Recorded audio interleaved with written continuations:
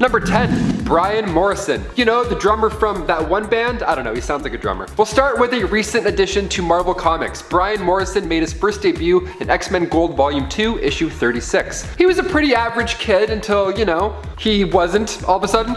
He entered this frantic state and then he was this living embodiment of power. He looked like he was made of lava almost. It was a scary situation. Buildings, roads, people, animals, all destroyed. Just do not get in his way. Now, Cerebro obviously caught this action, and then when the X-Men arrived, Kitty tried to reason with the New Mutant, and it worked for a little bit. He calmed down, he went back to human mode, and then he was asked to come to Xavier Institute for Mutant Education and Outreach, you know, to sharpen up on these new intimidating powers. But an angry townsfolk was still heartbroken over the damage caused beforehand, and then put a bullet in his head. That was a soft-sounding gun. A bullet into his head. Now at first the doctors actually didn't want to operate. Because of his powers, they didn't want to administer any anesthesia, and then he'd go all God mode and destroy everyone. Fair. But luckily Dr. Kozaneski agreed to perform surgery on the mutant. They changed their mind about how they felt about mutants. It was a nice moment. So not only did he survive, but he also joined the team right after that. We're off to a good start on this list, I'd say, yeah. Number 9, Exodus. Described as one of the most powerful mutants alive, Exodus is an Omega level telekinetic, and he can lift around 100 tons of weight,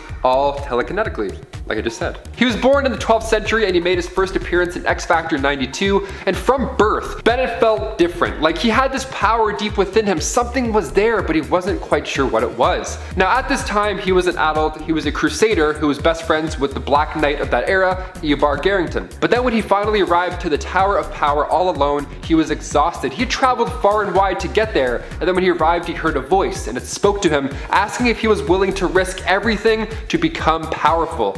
And he's like, yes.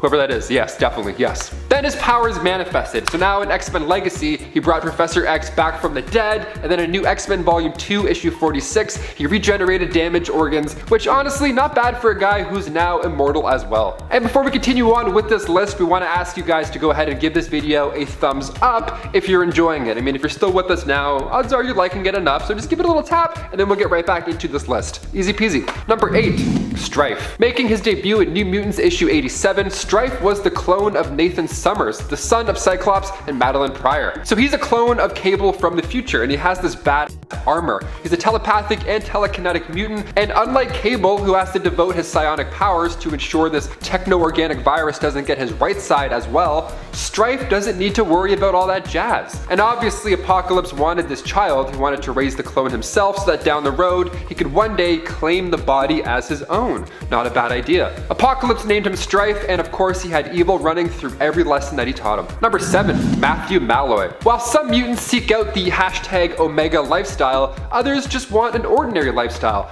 Not everybody wants superpowers, especially Matthew Malloy, that's for sure. I mean, his name alone, he doesn't have like a cool evil alias, he's just Matthew. Hey, it's Matthew.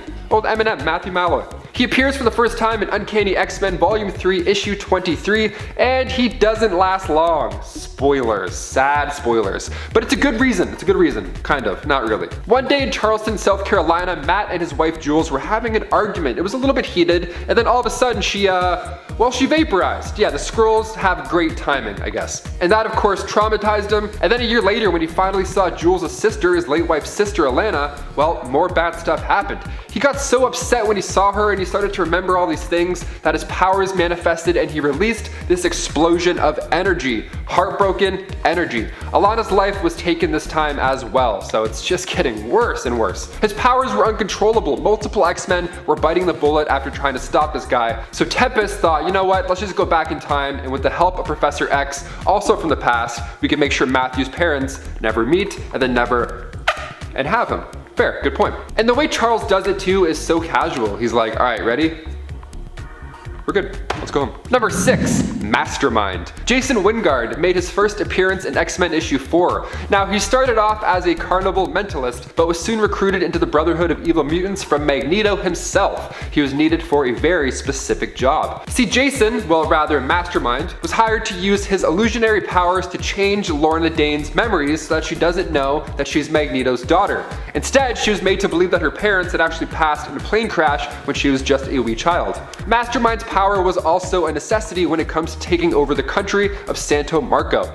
Mastermind was tasked to create an illusory army, and then he smiled as Magneto took over. He was like his little sidekick, little magician sidekick. He was like David Blaine, but like, you know, evil and a sidekick. Once Mastermind cast an illusion of Cyclops to surprise Magneto, great prank, awesome, but Magneto ended up using a magnetic blast back, and then Scarlet Witch was the only real one in the way. It's just a prank, dude, just a prank, relax. Number 5, LACTUCA the Knower. Making their first appearance in planet-size X-Men yesterday. How lovely. LACTUCA was a member of the Great Ring of Araco. Now their power could come in handy around the house. They simply know the location of everything. And yes, including that one shirt that you still can't find. Where is it? Maybe the cottage? Maybe it's at the cottage. They helped out Marvel Girl and Exodus actually when they had to move the entire island of Araco to Mars. Yeah, that's quite the move. All hands on deck. They're an Omega level mutant with extreme spatial awareness, but it's still unknown if that means the universe that they're in, or if that also includes the multiverse. We're still trying to figure that out in comics. Either way, there's room on this list for that new mutant. Number 4, MADDIE, aka The Weapon. Good nickname. MADDIE made her first debut in Deadpool vs. Old Man Logan issue 1. She was a mutant who started to steal others' belongings in school. Now she didn't mean to by any means, but they would just kind of teleport to her all of a sudden. Then one day when she was missing her father, he was working far away, she hadn't seen him in about a year, she accidentally teleported him to her. What a pleasant surprise. He was like mid-shovel too. Only thing was, this does a lot of damage to a human being, so they don't often survive this cosmic commute. So now she was detected by Cerebro, so Logan investigated what was going on. And that's when she ran into Wade, who also joined in on the fun. Now in actuality, MADDIE wanted to be captured by Genform so that she herself could understand her powers more. But then when Genform abducted her and did experiments, she was then forced to teleport these massive vehicles and structures over Deadpool in order to crush him. Now the way MADDIE helped him out was pretty cool, I gotta admit. She teleported Wolverine's claws into Wade's fists, and then he dug his way out. And yes, in case you were wondering, the claws were returned afterwards. MADDIE took care of Genform's leader, Agent Hart, 2 months later herself. We love revenge. Nice. Number 3, Decimus Furious. Decimus Furious sounds like a Harry Potter spell. Decimus Furious made his first debut in Uncanny X-Force issue 1. He was born in Rome. Both of his parents sadly passed away when he was really young, so he had no choice but to live in the streets. So then around 281 AD, yeah, this was a little while ago, that's when his powers emerged. He started to attack people randomly until he was eventually locked up. He didn't really know what was going on. But it also didn't take long for his skills to be used in the Colosseum as a gladiator. He fought every day for his life for a few years, with freedom being that glorious prize that he's always chasing after. He was soon worshipped as the dark god Minotaur, so yeah, he was kind of killing it. He was picked as Apocalypse's final horseman, the horseman of war, of course, and he fought Deadpool, and then soon he fought the entire X-Force. This guy was a unit. He had war-filled psyche, so if you try and read his mind, it will backfire, and then you'll be overthrown with sorrow and hate. Plus, you don't want to get too close to this guy anyways, because one hit from his axe, and you'll soon have the cold thirst for war, just attacking people around you for no reason. Number 2, Iska. Iska the Unbeaten, there's a name for you. She made her first debut in X-Men Volume 5 issue 12 just last year, so also quite new. Iska was one of the many who lived on Okara. Now when her sister, Genesis, had 4 children, Iska forged the Scarab to celebrate, which was his epic sword divided into 4 parts. She gave it to her brother, Apocalypse, brother by marriage. Very important to say, brother by marriage, not blood brother. Now the Scarab was a symbol of the Genesis line of Okara, and when the mutants went to battle with the Amenthi Daemons, Iska betrayed her kind and then joined Annihilation's army. Traitor. I mean, well, her power is literally to not lose, so it made sense. Yeah, so she obtains what's called psychokinesis, so never play poker with her because you'll lose. Because she can't lose. She literally can't lose. One-on-one, battles, dance-offs, you name it, she'll win them all. Probability is manipulated in her favor, and on top of that, she can also shapeshift if need be. Like when she joined Annihilation, her body was then covered in all these occult symbols. And then when she's aligned with the X-Men, her skin turns from red to gold. How neat. Number 1, Gabriel Shepherd. Making his debut in X-Men Volume 3, issue 36, Gabriel Shepherd was the last of the proto-mutants. That's when the X gene was first evolved. So that was like 700 years ago, and luckily he was the most powerful and average looking, so he took on new identities, always moved about, he played it safe. He was blending in as a human, until the X-Men tracked him down to ask him about all these proto-mutants. But Gabriel's powers were already in play here. See, he read their minds and then learned that the other proto-mutants had been resurrected to be used just as a weapon. But they didn't say any of that in the pitch. So he got upset and attacked. Then Pixie sent him to a timeout in Antarctica. And then after he cooled down, pun intended, he had a conversation with Pixie about the past and then decided to never let proto-mutants be used again, including himself. And then he turned himself into pure energy. What a way to go. Number 10, Iceman. Bobby Drake made his first X-Men debut in X-Men issue 1. Now his powers are pretty obvious. I mean, even his name alone should tip you off. He can lower his external and internal body temperature because there are nerves that regulate body temperature, and they're found in a part of the brain called the hypothalamus. See, Bobby can override this nerve drastically. His mutation allows him to withstand sub-zero temperatures and turn into ice within seconds. He can fully control ice, snow, probably snow cones, realistically. He can freeze the moisture in the air, just like Frozone, and create anything that he imagines. He can also create cold clones of himself on a molecular level, so you won't even see him coming, but you'll definitely feel it. Number 9, ELIXIR. Josh Foley made his comic book debut in New Mutants Volume 2, Issue 5. Now he was detected by Cerebro, and his Omega power is actually quite helpful in this case. See, he obtains an Omega class healing ability, and around M-Day he was actually considered a general threat, weirdly enough. See, ELIXIR is able to control the biological structure of his and others' bodies. I mean, down to the genetic level. He can produce biomolecular energy whenever he chooses, affecting any matter that he chooses to come into contact with. So if he uses his powers too much, he'll pass out and just remain in a coma. It takes a toll on him. His DNA reboots itself, which is pretty impressive. I mean, I get a bruise and it hangs out for like an entire week. What's going on there? He was able to regrow Prodigy's heart in New X-Men Volume 2, Issue 39, and he cured X-23 of the legacy virus, and Josh himself says that he can cure Sabretooth from the inversion effect. What a combo. This guy can also bring people back from the dead. You can't really beat that. Number 8, Legion. David Haller made his comic debut in New Mutants issue 26. He was a child of Xavier and Gabrielle Haller, who later became the Israel ambassador to the United Kingdom.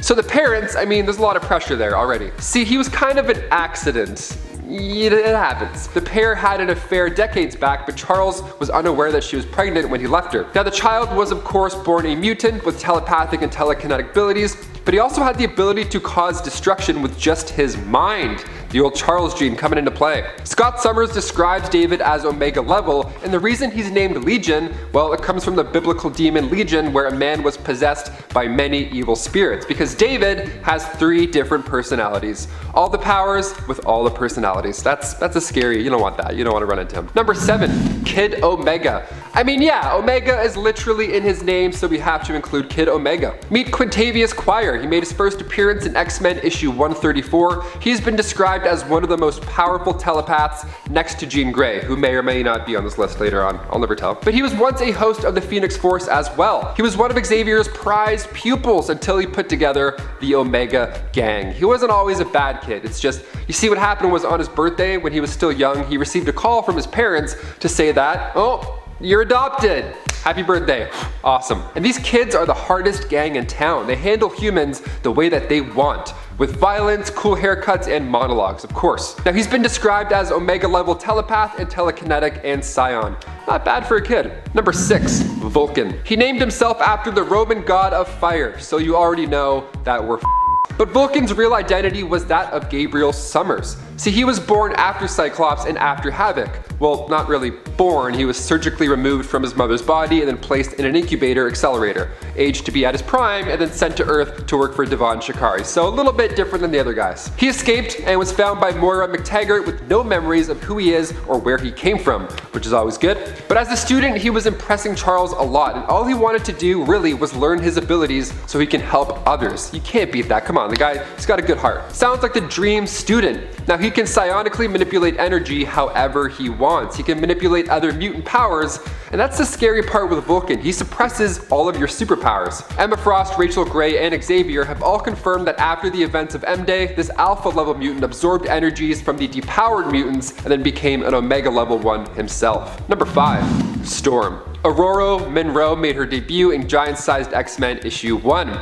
She was recruited by Charles and joined the team to save other original students from Krakoa. Now, she was appointed leader after several years of hard work, and Storm has been referred to as a witch before because her powers to control the air and the elements, all that jazz. I mean, fair, she's kind of witch-like. Now, things go up a notch in X-Men issue 135 during the Dark Phoenix saga. Sebastian Shaw calls her a weather witch. Adds the word weather before, okay, it's a bit specific. See, it's not just storms and Earth that Aurora can control, even in space she can summon natural energy. Doesn't matter where you are, she'll find you. Number 4, Mr. M. Mr. M first appeared in District X issue 2. His powers came to be after an accident, like most of them. See, he accidentally turned a boy bullying his cousin inside out, and then he was stuck like that for 3 hours. That's the worst thing I can think of, I think. He didn't have lots of friends, I mean, obviously. The only ones close to him was Hannah Levy, who was not an Omega level mutant per se, but she did eat bugs. After M Day, Mr. M himself was one of the few who kept his powers.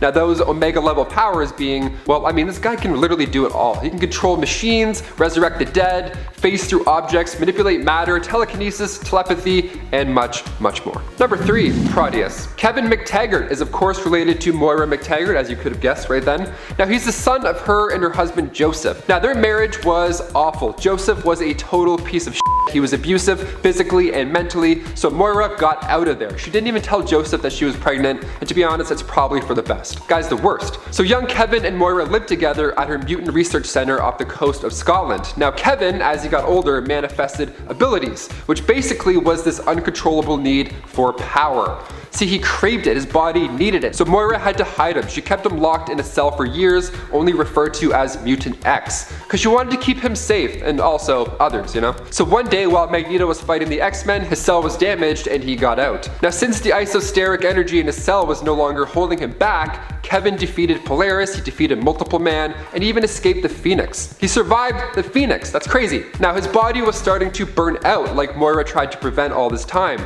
So the only solution here was that he had to possess another human host, and then another one after that, and so on and danforth. Now he renames himself Proteus, with his imagination being the only thing that limits his powers. He's made of psionic energy, and he too can warp reality. Every time he possesses a new host, he gets stronger and stronger until eventually the host burns out and then he has to possess another poor soul. What a horrible, vicious cycle. Number 2, Franklin Richards.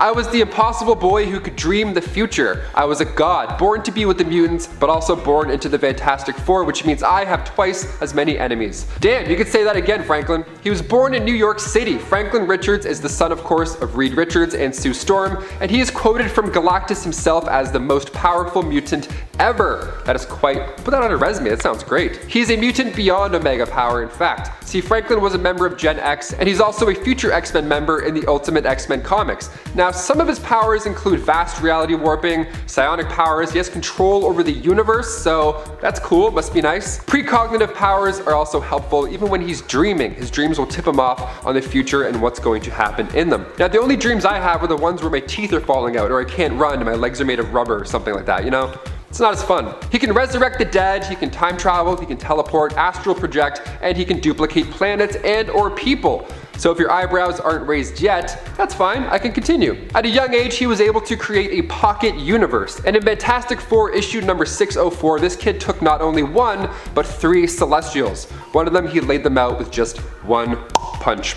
So impressive. And finally, number 1, Jean Grey. Of course, we have to end on Jean Grey. She is an Omega level mutant born with telekinetic and telepathic powers. She was one of the OG members of the X-Men. Now, seeing the potential in Jean's strength, the Phoenix Force attached itself to her while she was in space with the Fantastic Four. It was drawn to her natural power. See, Xavier himself felt like he had to hide her true powers from her when she was just a child. He locked some of her abilities away in her mind. So the Phoenix Force was like, I smell something, what is that? What's hiding somewhere? So this dark cosmic force started to change her, and she didn't just get more powerful, she ended up becoming, well, low-key, she kind of became a villain. She ended up destroying an entire solar system that killed like, I don't know, billions of people, and then she took her own life in order to keep the universe safe. Now, a few years later, it was actually revealed that it wasn't the Jean Grey that had died, just the Phoenix as a separate entity, which is That's better. That's definitely better. Number 10, STRYFE. So this is old, things have changed, but he was Omega once, so yeah, here he is. Say hello to Cable's clone. He first debuted in the New Mutants number 86 back in 1990, and more than his powers, what made him so dangerous was the Legacy virus.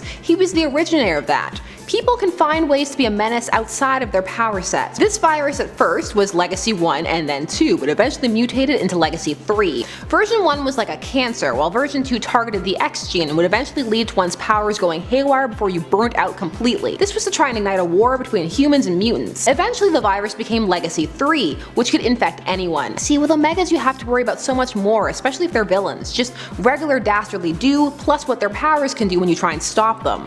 STRYFE was stopped, so it's fine for now. That's why he's so low on this list. In at number 9, Matthew Malloy. Matthew Malloy is a pretty tragic case. He finds himself landing in one of our higher numbers on our list thanks to the fact that he was, in fact, stopped by some pretty drastic measures. But let's jump back for a second and discuss this fellow. Hailing from Earth 12923, Matthew Malloy had latent mutant abilities that surfaced at one of the worst times ever. His story begins with him and his wife Jules engaging in an argument that is rudely interrupted by the Skrull invasion, and a Skrull ship that then lets out an energy blast that vaporizes Jules. His death is then prevented by a shield helicarrier. A year later, Matthew runs into his sister-in-law, Alana, who tries to reassure Matthew, who is in the midst of struggling with some serious trauma, telling him that she still considers him to be her brother. This sweet sentiment causes Matthew to have an emotional breakthrough, which causes his powers to manifest, releasing a massive eruption of energy that then kills Alana. Awkward. He then proceeds to go around accidentally causing mass destruction and is approached by S.H.I.E.L.D. director Maria Hill, who does not handle the situation in the best light, further triggering Matthew, who ends up killing Cyclops, Magic, and Emma Frost. Tempest then goes back in time with the help of Professor X to ensure that Matthew's parents never meet, causing him to cease to exist. Malloy's abilities, for the record, consisted of reality warping, energy generation, space-time manipulation, teleportation, resurrection, matter manipulation, did I already say that? Telepathy, and telekinesis. But he's dead now, so I guess he doesn't need to be stopped. Number 8, Legion. So Legion is Professor Xavier's son and also has an excellent effects series in its final season at the time of this recording. David Haller first debuted in New Mutants number 25 back in 1985 and is a mutant of incredible ability with a myriad of powers. Unfortunately, his telepathy led to severe mental illness from an early age, when he absorbed his first mind, that of a terrorist leader who had instigated an attack of which David had been the only survivor. His powers manifested, and so did the beginning of his multiple personalities. Initially, Legion only had a few core personalities, who were the gateway to his abilities, but over time that came to be hundreds. Sometimes they would overtake his body and just do whatever they wanted. However, over time, Legion has come to be able to control his abilities, sort of, partially through increased mental control, but also through tech. The thing is, comics have this little problem about progress. Resets, retcons, etc. It's why several people can have different information about a character and all be right depending upon what time period they're talking about. So Legion relapses, it's a thing. So yeah, he needs to be stopped, but with love and support. Up next, number 7, Mr. M. Mr. M, aka Absalon Mercator, is an Omega level mutant capable of matter manipulation, whose alliance, according to Xavier's files in House of X issue 1, is unknown. Mr. M first appeared in District X issue 2 from 2004 and is capable of psionic manipulation of energy and matter on a subatomic level, as well as telekinesis, telepathy, and energy projection. Now initially he was a bit of a loner, but after M-Day being one of the few unaffected, he stepped up, showing off his near limitless psionic matter manipulation chops, which allows him to generate the likes of fire, heat, and even nuclear energy. He can create and evolve lesser life forms too. Neat. He seemingly died but later disappeared from his coffin, and I guess now is confirmed to be alive based on Xavier's files. Now if Mr. M were to turn against the heroes of the Marvel Universe, he would be a threat that the multiverse may not be able to handle. Here's hoping that that unknown allegiance just ends up meaning, you know, he's impartial as opposed to evil.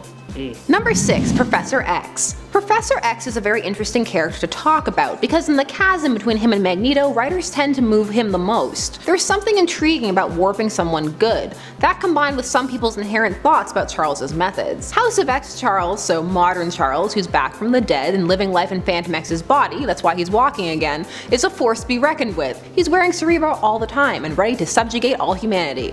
Too many lost chess games against Eric. Professor X has been around since the very beginning, since the X-Men #1 back in 1963. He is classed as one of the most powerful telepaths in the world, and when unleashed, his powers are terrifying, controlling one without you ever knowing, freezing you in place. But what makes Charles so dangerous is the same thing that makes the likes of Magneto so dangerous. It's the courage of his convictions. Charles believes in what he's doing, so if he comes to believe that he just needs to unleash to get it done, which he has a few times, it's all over. And at 5, Exodus. Exodus first appeared in X Factor issue 92 in 1993, and his thirst for power ultimately screwed him over. His Omega level ability is his telekinesis, although he is also capable of telepathy, teleportation, has superhuman physical attributes, and an accelerated regenerative healing factor.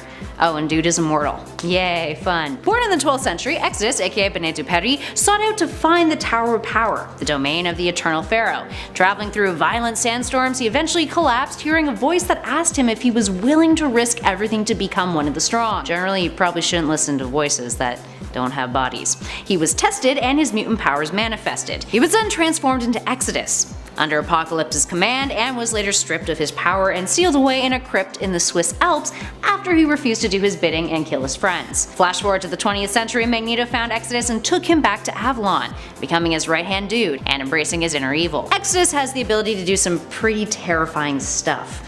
One time, he simultaneously did all of this. He amplified Genosha mutants' hatred of humans, crushed Genosha with a massive force field, immobilized Jean Grey, Scarlet Witch, and others in another force field, resisted Xavier's telepathic control, dealt out powerful psionic damage to the members of the Avengers and the X-Men, all while protecting himself from physical attacks. I don't know about you guys, but that is terrifying. All I'm thinking is that Tower of Power sounds like an 80s album.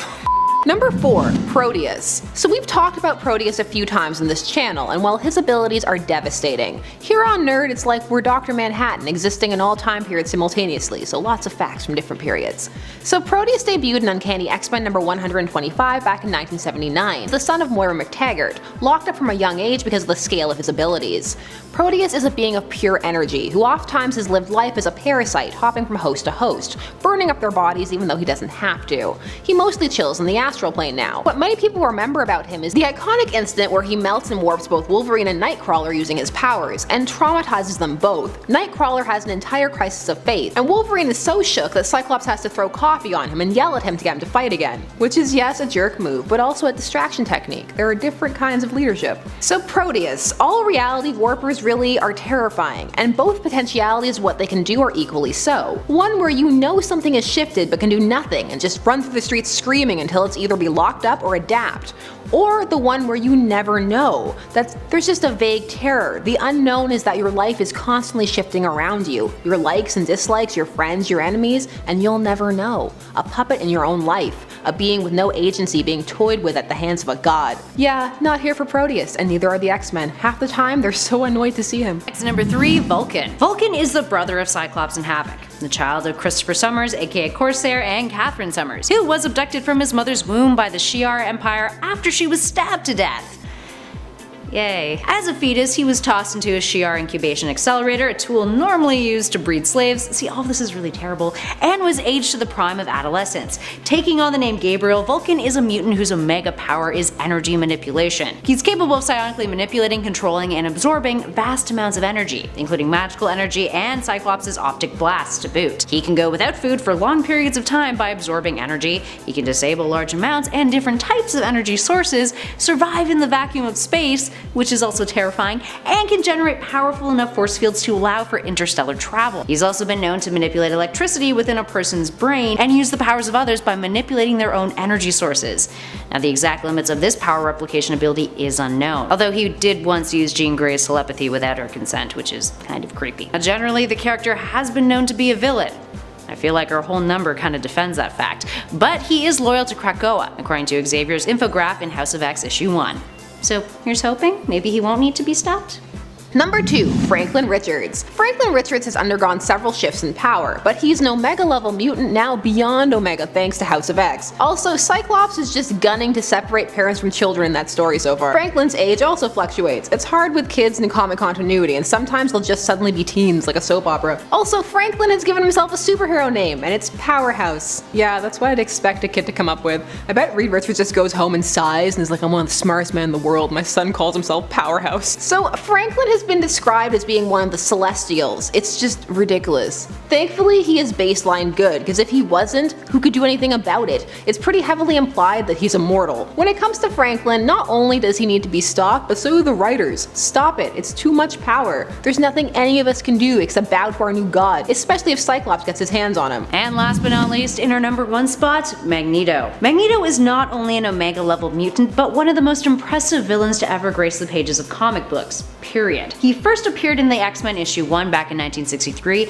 and his Omega power is, of course, magnetism. He manipulates magnetic fields to pull off a variety of stunts, and the max amount he can manipulate at any given time is still unknown. But dude has proved he's capable of some pretty intense feats, including moving whole asteroids and easily levitating a nuclear submarine that weighed 30,000 tons. He can even use his abilities on an atomic level, manipulating chemical structures and rearranging matter, which yes, is tedious, but Eric is always up to the task when necessary. He can manipulate electromagnetic energy down to photons, and create force fields which selectively block out matter and energy, which he's used to withstand the simultaneous detonation of multiple thermonuclear weapons. That's not even getting to his genius level intellect or his ability to resist telepathic attacks. He can also read the micro expressions on people's faces to sense what they are feeling and thinking, which Magneto has termed as taking your enemy's measure. Not an Omega level talent, just a neat little trick of his. Needless to say, all of that combined goes to show that there is a reason why he's one of the most persistent villains in Marvel's panels. Starting us off in at number 10, Vulcan. Vulcan, who was first introduced in X-Men Deadly Genesis issue 1 in 2006, is the younger brother of Cyclops and Havoc, and compared to his siblings, he is a baddie. Vulcan, aka Gabriel Summers, had a much more tragic origin story than his brothers. After his mother Catherine Summers was abducted by the Magister of the Shi'ar Empire and was killed by him,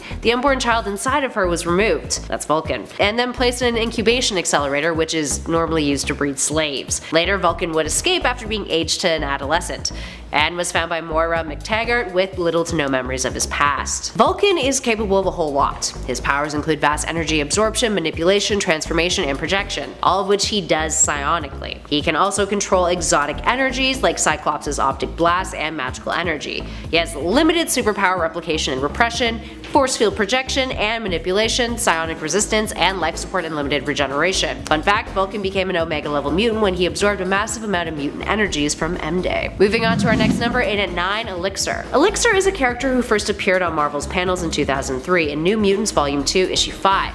He is capable of controlling the biological structure of any organic matter, which also includes his own body, an ability that is dependent on his proximity to said matter. Naturally, this allows him to have great healing abilities, but he can do much more than that.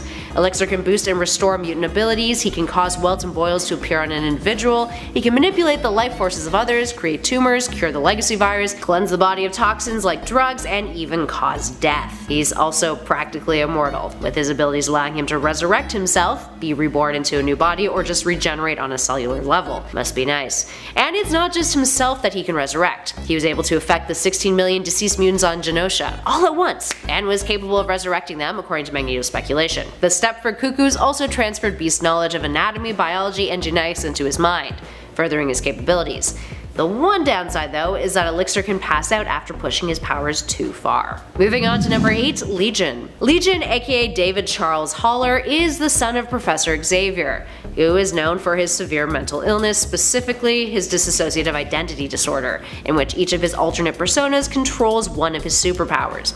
Legion first appeared in New Mutants issue 25 in 1985, and his powers include reality warping, shape-shifting, matter manipulation and transmutation, energy manipulation, telepathy, telekinesis, teleportation, and time travel. But here is where things get interesting. His multiple personality disorder is rooted in his telepathy. Because of this, he can absorb other people into his mind if he is right next to them when they die. The manifestation of his individual powers are associated with a different alter ego, each which controls a different power. The culmination of all his personalities and their powers makes him one of the strongest mutants in existence. After the Age of X, Legion was given a neural switchboard wristband, which allowed him to key in a number which stimulates cells in his thalamus and neocortex, creating a one-way link between his mind and one of his subcells.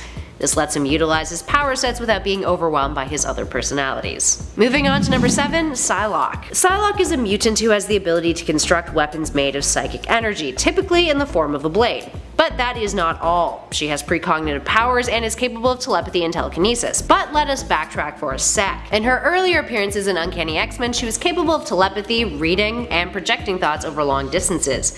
and capable of manipulating people's minds even to the point of possessing them. She could also affect people's memories, project mental illusions, subdue and tap into others' powers. Now flash forward to her physical transformation into a Japanese ninja assassin. Yes, that is a whole other story. She gained highly developed fighting skills, and later in the Dark Angel saga, her full psionic potential was unlocked by Jean Grey, but the Jean Grey who originated from the Age of Apocalypse timeline, with it being noted that PSYLOKKE is now a telepath on par with both Jean Grey and Charles Xavier. In at number 6, Mr. M. Mr. M is a character who first appeared in 2004 in District X issue 2, and is an Omega level mutant who is capable of telekinesis, telepathy, energy projection, and the psionic manipulation of energy and matter on a subatomic level. He has complete control over the atomic and subatomic structure of matter and energy. M has manipulated and generated lightning, fire, and explosions. He's become intangible, has repaired machinery, created force fields, removed and augmented mutant abilities, has created and evolved lesser life forms, and even has displayed mind control. All in all, dude is pretty impressive. Up next at 5, Exodus. Exodus is a supervillain who first appeared in X-Factor issue 92 back in 1993, and was born in the 12th century in France. He would become Magneto's right-hand man after the iconic villain freed him from the crypt that he was locked within by Apocalypse. A previous member of the Brotherhood of Mutants, his abilities include telepathy, telekinesis, teleportation, an accelerated and regenerative healing factor, superhuman physical attributes, and of course he is immortal. It's speculated that his high power levels may have been a side effect of tampering done by Apocalypse. Exodus once used his mind control powers to command a dozen X-Men to instantaneously fall asleep. He is proven capable of countering reality manipulation, and his powers are too strong to be absorbed by Rogue in their entirety. In addition to that, in the presence of Magneto's acolytes, his powers have proven to excel further. During Avengers issue 369, he simultaneously crushed Genosha via a massive force field, immobilized Scarlet Witch, Quicksilver, Crystal, and Jean Grey in a different force field, resisted Professor X's telepathic control, protected himself from physical attacks, and dished out psionic damage to members of both the X-Men and Avengers team. That's all at once. Not too shabby, huh? Up next at 4, Quentin QUIRE. Quentin QUIRE, aka Kid Omega, made his debut in New X-Men issue 134 back in 2003. Initially, he was a bit of a bad egg during his time at the Xavier School, starting up his own gang known aptly as the Omega Gang. But more recently, he was a member of the Fresh Start iteration of the West Coast Avengers, putting his psionic powers to good use. So what exactly do his skills entail of? Well, he has advanced cognitive and telepathic abilities that allow him to construct and organize his thoughts at an incredibly fast rate. He can manipulate the minds of others, both overtly and covertly, resist mind probes, and disable other forms of psychic manipulation. Now, according to Charles Xavier, his powers are deep and subtle, and he's able to influence the minds of those around him. Similar to PSYLOKKE, he can manifest his abilities to create weapons like a psychic shotgun or explosives. In at 3, Nate Gray. Nate Gray came to be during the Age of Apocalypse story event. He's an alternate version of Cable who hails from Earth 295, the world in which that event occurs. He is the biological son of Scott Summers and Jean Grey, born from genetic tampering by Mr. Sinister. And unlike Cable, thanks to not being infected by a techno-organic virus, he was able to achieve his potential with his telepathic and telekinetic powers, making him one of the most powerful mutants in existence. So what exactly can Nate Gray do aside from what we've already mentioned? Well, he can manipulate energy and matter, he is capable of psychometry, precognition, teleportation, astral projection, cross-dimensional travel, and energy projection. Sinister had originally designed him so that his powers would inevitably kill him, but after traveling through multiple dimensions, he acquired a special genetic dampener that would prevent that from occurring, and even allowed his abilities to excel further, letting him view and traverse higher planes of existence. He was once measured as having a psionic energy output that matched that of the Dark Phoenix. But after opening a portal to Sugarman's home reality, he gained acute nerve damage, which almost burnt out his entire power set. Moving on to 2, Jean Grey. Jean Grey's presence on this list should be a given. As one of the initial X-Men members, she's been kicking around in the comics since 1963's The X-Men issue 1, born with telekinetic and telepathic powers. Unable to cope with the full scope of her abilities, Charles Xavier would suppress her access to them, focusing on her psychokinetic abilities while training her instead. But the real reason she's on this list is thanks to the Phoenix Force, which amplifies her powers in an astounding way. Initially, the introduction of the Phoenix was a manifestation of her true potential. But as time went on and multiple retcons occurred pertaining to the Phoenix Saga, Jean and the Phoenix Force became separate entities from one another, with Jean acting as a host, but a unique one at that. She's the only character to ever force the Phoenix against its own cosmic will to do her bidding. According to Women of Marvel Celebrating 7 Decades Handbook, I quote, "While empowered by the Phoenix Force, Jean has total telekinetic control of matter at the molecular level. allowing her to manipulate atomic structures on a universal scale.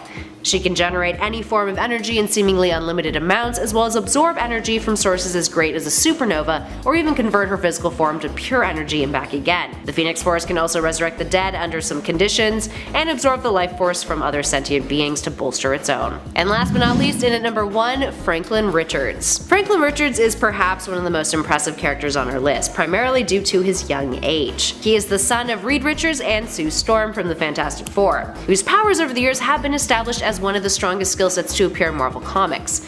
Franklin can warp reality to the extent that any thought or desire he has, he can bring it to fruition, even on a cosmic scale. He can rearrange the molecular structure of matter and energy at will, and can even create a pocket universe, which he did one time, subconsciously, which was a replica of Earth 616. Here's where it gets fun though. Several cosmic entities, the likes of Eternity, Infinity, and Galactus, have noted that he is on par with Celestials in terms of his power levels. While it's unknown how far his powers may take him in adulthood, we have seen an older version of him from Earth 4280, who destroyed 2 Celestials in combat, and then rubbed shoulders with Galactus, looking out into the galaxy, noting that billions of years from now, the two of them will witness the birth of a new universe. So yeah, that implied he was immortal. It's fun. And at number 10, Matthew Malloy. Charles Xavier once called Matthew Malloy the largest mutant power source Cerebro had ever registered. Malloy, who is from Earth 14923, can tap into extra-dimensional power sources that let him warp reality to his will. First appearing in Uncanny X-Men issue 23, and dying a handful of issues later in number 31, spoilers, Malloy has cosmic awareness, is capable of matter absorption, telekinesis, telepathy, can teleport, and can manipulate time. His mutant abilities manifested due to an emotional breaking point. Matthew had witnessed the death of his wife, who had been vaporized by a Skrull ship, while the two were in the middle of an argument. A year later, after his sister-in-law comforted him and told him she still saw him as her brother, he had an emotional breakthrough, which caused his powers to burst out of him. He lost control, which caused an eruption of energy, and accidentally killed his sister-in-law. Awkward. S.H.I.E.L.D. would go on the hunt for him. He would kill Cyclops, Magic, and himself, then resurrect himself, visited the Jean Grey school, killed Emma Frost, and continued to accidentally wreak havoc. The Mutant Tempest would have to go back in time to prevent Matthew's parents from meeting, causing him to cease to exist. And at number 9, New Sun. Gambit on a regular basis is by no means an Omega level mutant, but on Earth 9921 there is a different version of Gambit called New Sun, a mutant who, as a child, was raised by a government project called Alpha 1 and was molded into a mutant with an expertise and total control of his powers, something that kinda backfired for the government since New Sun destroyed the Alpha 1 facility. He has total kinetic control. He's able of manipulating kinetic energy at a molecular level, turning objects' potential energy into kinetic energy, which would then make them explosive.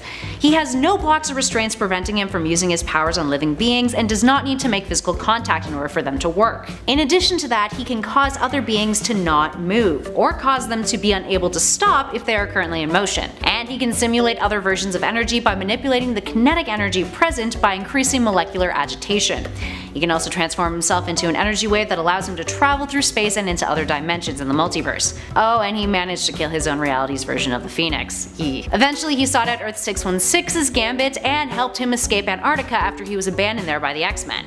And in return, 616 Gambit became a bit of an errand boy for this alternate Earth self of his. Moving on to number 8, Mad Jim Jaspers.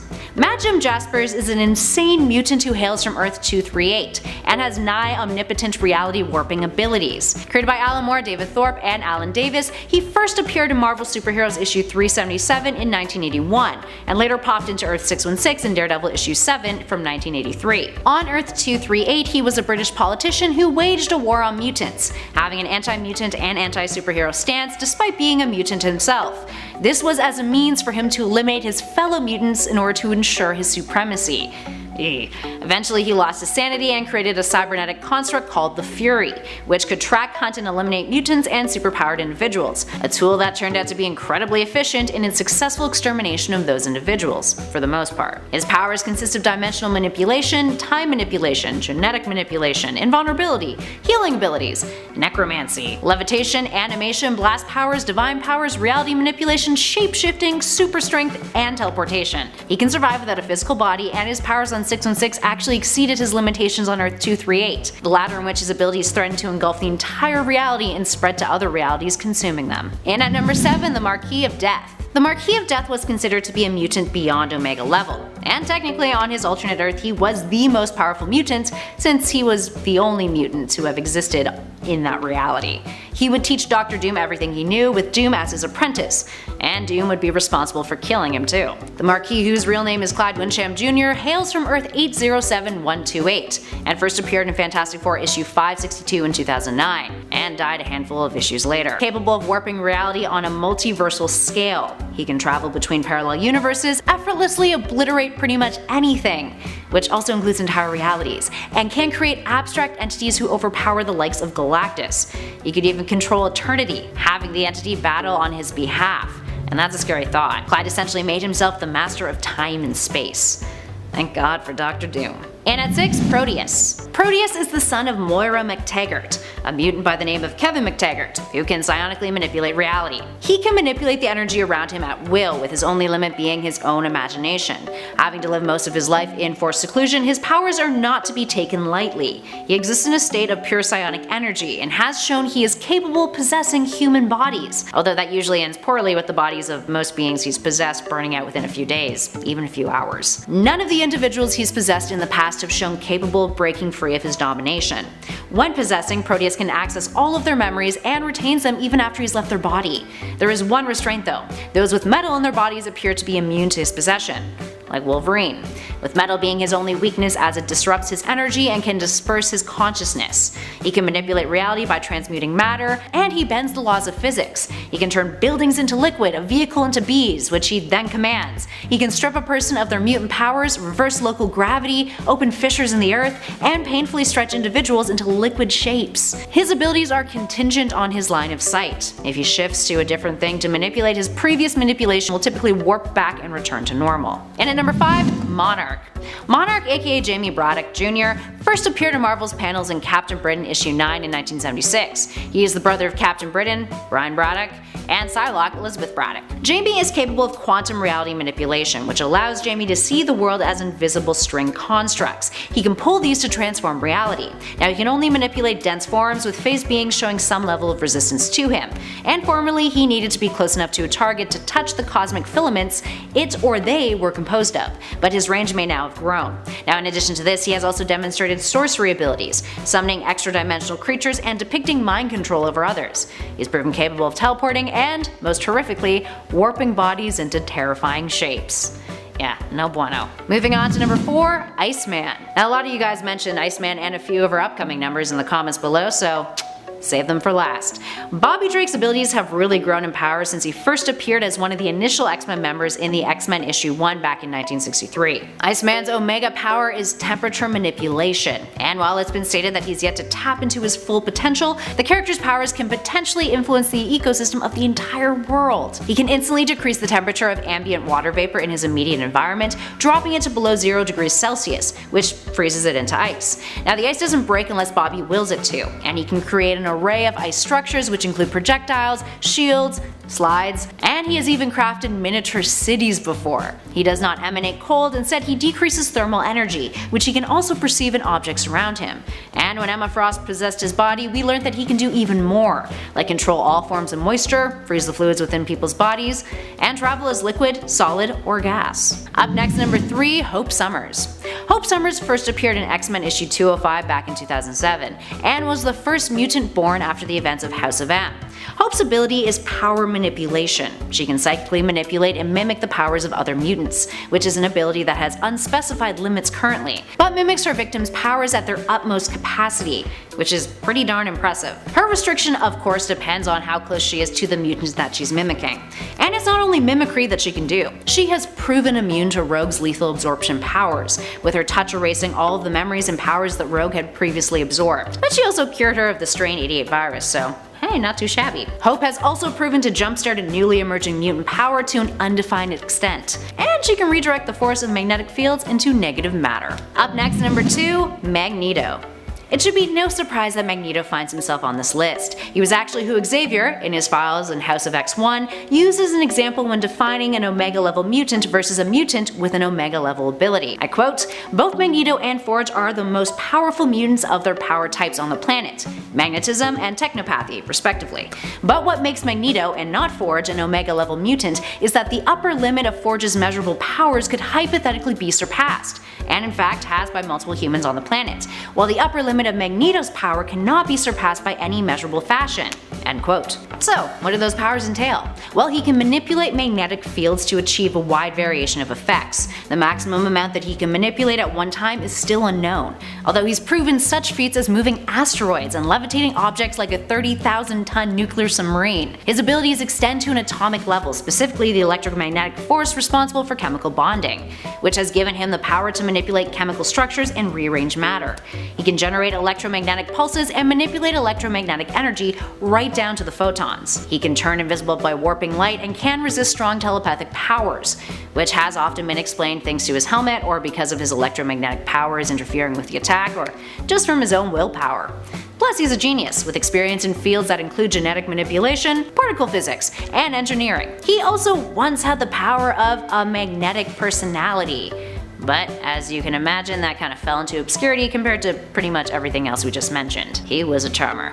I guess he still is. And last but not least, in at number 1, Storm. Storm's status as an Omega level mutant is more of a recent revelation than some of the others on our list. Storm has the ability to manipulate weather, a psionic power that lets her control all forms of weather over vast territories, both on Earth and in extraterrestrial ecosystems. This entails modifying temperature, controlling all forms of precipitation, humidity and moisture at a molecular level. She can generate lightning and other electromagnetic atmospheric phenomena, and can control atmospheric pressure. She can create tornadoes, thunderstorms, blizzards, and even hurricanes, and then dissipate that weather entirely to form clear skies. She can channel ambient electromagnetism through her body in order to create electric blasts. She can flash freeze objects or people, change atmospheric pollutants into acid rain or toxic fog, fly, of course, and even manipulate the air inside of a person's lungs. She can control natural forces the likes of cosmic storms, ocean currents, solar wind, and the electromagnetic field, along with the ability to separate water molecules into oxygen and hydrogen via electrolysis, which gives her the ability to breathe underwater. All in all, she is one of the most powerful mutants on Earth.